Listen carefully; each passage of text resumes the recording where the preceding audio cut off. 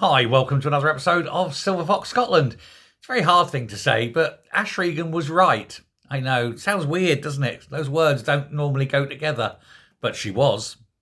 Last year, she told the Scottish Government that they needed to drop their gender case against four women in Scotland. She said that they can't possibly win because biological reality will always trump legal niceties. But she said that they ignored her. And of course, then we have that landmark ruling this morning. And men must be treated as biological men, regardless of what they desire. You know, just wishing for something doesn't make it so. You know, so there we go. But she said, and don't forget that she's the one that quit the SNP government over Nicola Sturgeon's insistence on trans rights.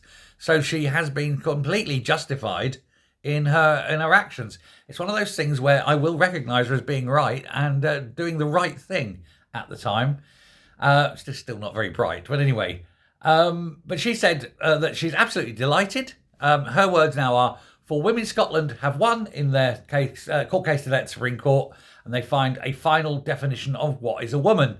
And the biological definition of women is what has been upheld by the court, which is obviously a victory for women right across Scotland.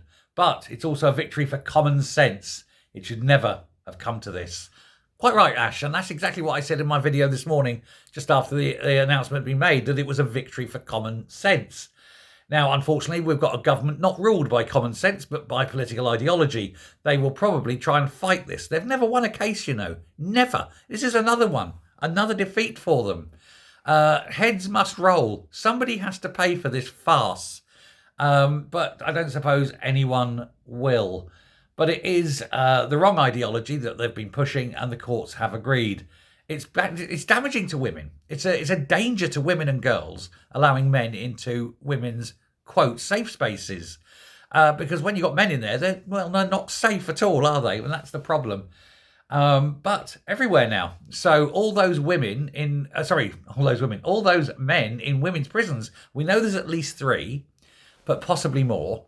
3, they will have to be moved to the male estate with immediate effect.